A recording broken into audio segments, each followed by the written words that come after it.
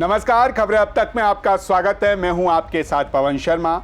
खबरें अब तक में आज बात होगी बिहार में अगड़ी जातियों के लिए आयोग गठन का ऐलान, मंदिरों में आस्था के नाम पर हो रहा व्यापार, हेयर ट्रांसप्लांट ले रहा लोगों की जान।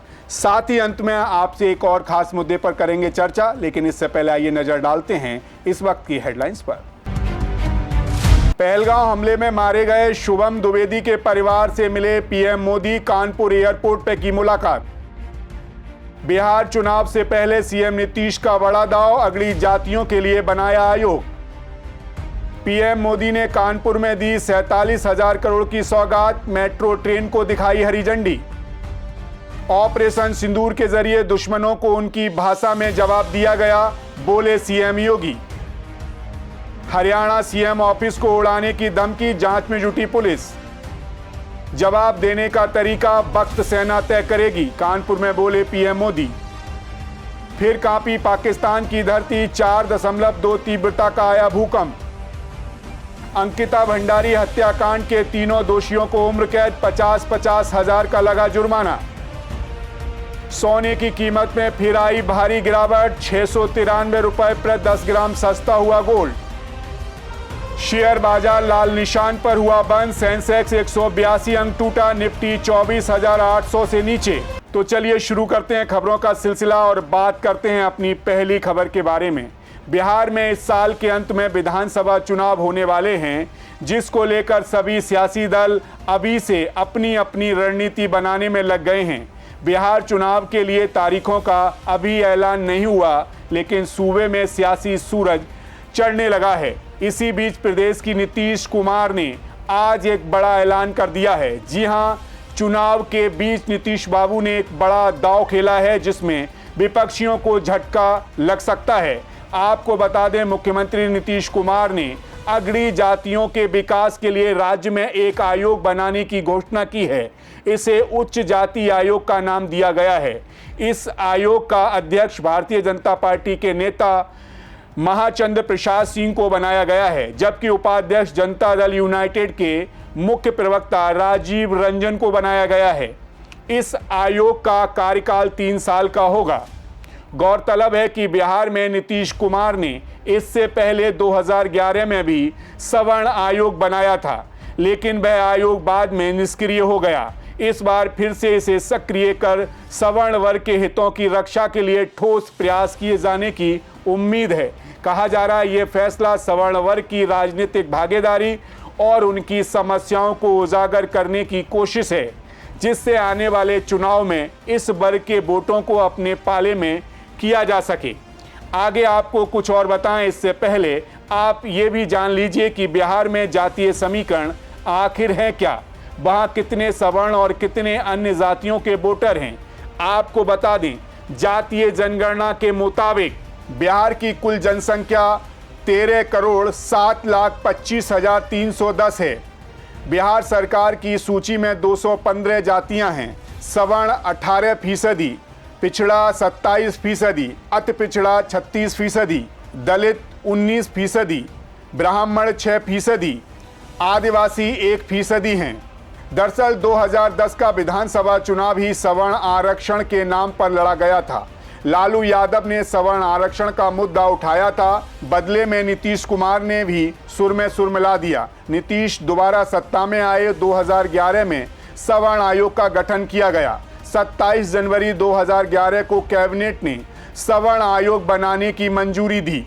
इसके साथ ही सवर्ण आयोग बनाने वाला बिहार अकेला राज्य बन गया। मंडल आयोग की सिफारिशें लागू होने के बाद से ही लगभग सभी पार्टियां ऊंची जाति के गरीबी की हिमायत करती रही हैं। वे कहती रही हैं कि ऊंची जाति में जो गरीब लोग हैं, उन्हें सरकारी योजनाओं का फ़ायदा नहीं मिलता है, उन्हें भी फ़ायदा मिलना चाहिए।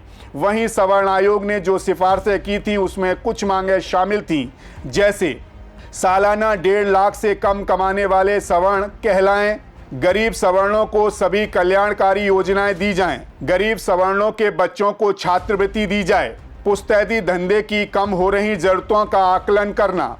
ये कुछ मांगें थीं जो आयोग की तरफ से सरकार से की गई थीं, लेकिन आयोग के खत्म होने के बाद ये मांगें ठंडे बस्ते में चली गईं। वहीं अब एक बार फिर आयोग का गठन किया गया है। ऐसे में उच्च जाति आयोग के गठन से बिहार की सामाजिक राजनीतिक स्थिति में बदलाव की संभावना है। ये आयोग सवर्ण वर्ग के मुद्दों को उठाने और उनके समाधान के लिए काम करेगा, जिससे राज्य की राजनीति में बदलाव आ सकता है। ये फैसला सवर्ण वर्ग के हितों को साधने और उनकी आवाज को मजबूत करने की दिशा में एक बड़ा राजनीतिक संकेत माना जा रहा है। लिहाजा अब देखना होगा कि ये आयोग जाति जनगणना के आंकड़े पर अगड़ी जातियों के लिए क्या फायदा उठाता है। खैर, इसी के साथ खबरें अब तक में बढ़ेंगे अगली खबर की तरफ। कहते हैं मंदिर एक ऐसी सामाजिक जगह होती है जहां ना कोई अमीर होता है और ना कोई गरीब, और ना ही कोई छोटा होता है ना कि कोई बड़ा। मंदिर में आने वाले सभी लोगों को एक ही नज़र से देखा जाता है और एक जैसा सम्मान दिया जाता है। लेकिन शायद अब ये धारणा धीरे धीरे गलत साबित होने लगी है। मंदिर जैसे पवित्र स्थान को अब पैसों से तोला जा रहा है, वहाँ आस्था के नाम पर व्यापार किया जा रहा है। जी हाँ, हम ऐसा इसलिए कह रहे हैं क्योंकि देश में दिन पर दिन इस तरह की घटनाएं सामने आ रही हैं, जहां मंदिरों में अमीर गरीब का भेद किया जा रहा है। और ये भेद भगवान नहीं कर रहे, बल्कि मंदिर के अंदर बैठे लोग कर रहे हैं। आपको बता दें, हाल ही में मध्य प्रदेश के विश्व प्रसिद्ध उज्जैन के महाकालेश्वर मंदिर में दर्शन व्यवस्था को लेकर गंभीर सवाल खड़े हुए। आपको बता दें, सोशल मीडिया पर वायरल हुए एक वीडियो में दंपत्ति ने मंदिर प्रशासन पर वीआईपी कल्चर को बढ़ावा देने और आम श्रद्धालुओं के साथ अभद्रता का आरोप लगाया। दंपत्ति ने वीडियो में बड़ी हस्तियों के गर्भगृह में पूजन के वीडियो दिखाते हुए सवाल उठाया कि जब अब आम श्रद्धालुओं को कुछ सेकंड के दर्शन मिलते हैं तो वीआईपी और सेलिब्रिटी को आधे आधे घंटे तक पूजन की अनुमति कैसे मिलती है। पहले आप भी ये वीडियो देखिए। इंसानियत में दर्शन तक नहीं करने दिए।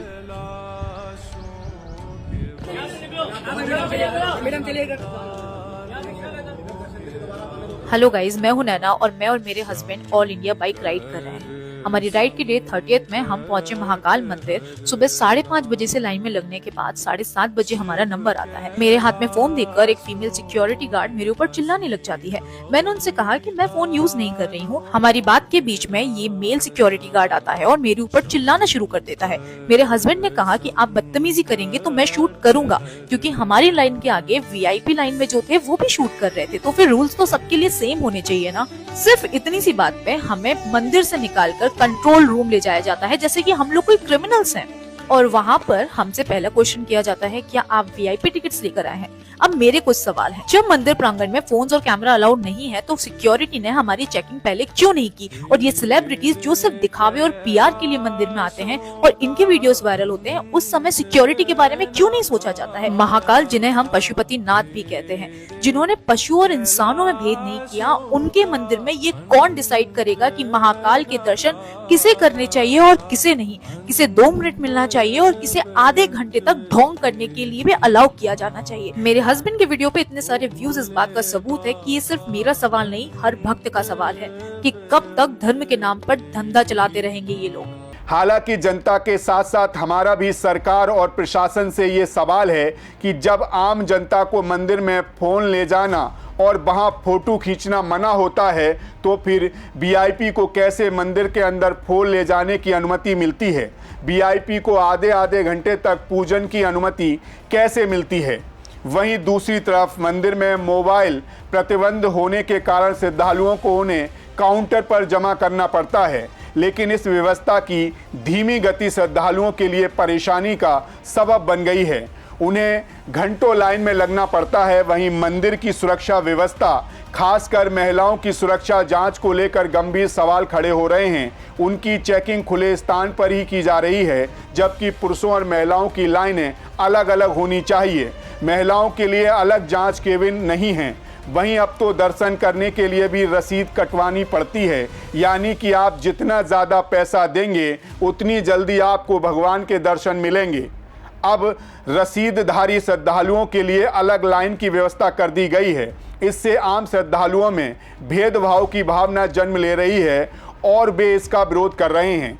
वहीं ये मामला सुप्रीम कोर्ट तक भी पहुंच गया है, लेकिन कोर्ट ने भारत भर के मंदिरों में वीआईपी दर्शन और भुगतान करके दर्शन की बढ़ती प्रथा को चुनौती देने वाली याचिका पर विचार करने से इनकार कर दिया था।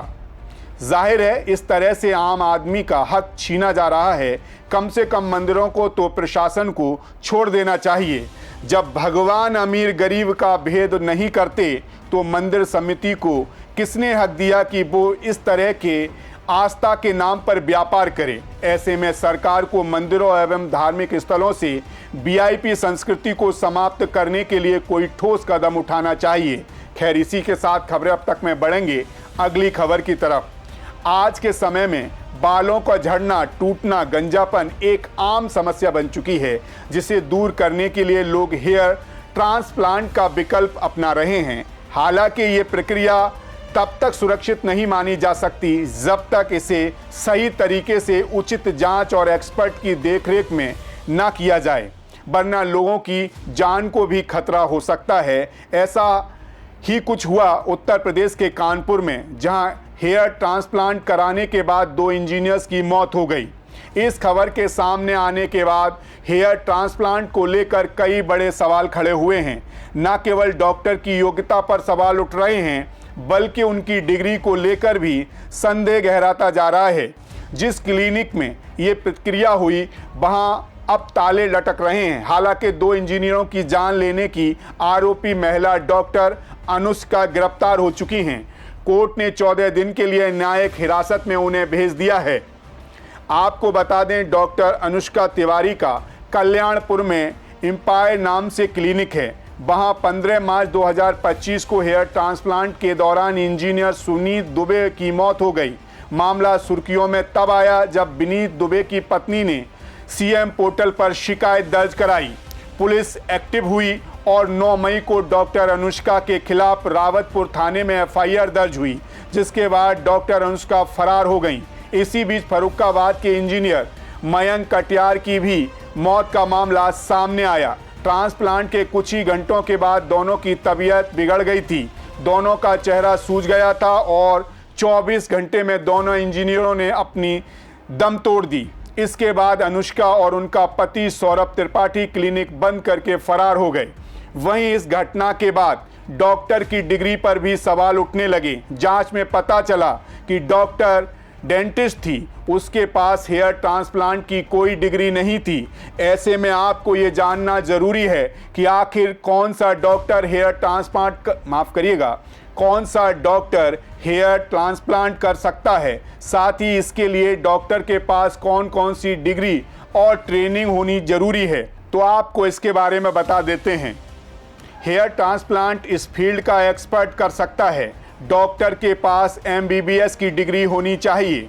डॉक्टर के पास त्वचा रोग या प्लास्टिक सर्जरी का अनुभव होना चाहिए। डॉक्टर के पास फेलोशिप या ट्रेंड सर्टिफिकेशन होना चाहिए। वहीं किन लोगों को हेयर ट्रांसप्लांट नहीं करना चाहिए, वो भी आइए जान लेते हैं। डायबिटीज यानी कि मधुमेह के रोगियों को हेयर ट्रांसप्लांट नहीं करवाना चाहिए। हाई ब्लड प्रेशर के मरीज को भी हेयर ट्रांसप्लांट से बचना चाहिए। मेटाबॉलिक डिसऑर्डर वाले मरीजों को हेयर ट्रांसप्लांट नहीं करवाना चाहिए।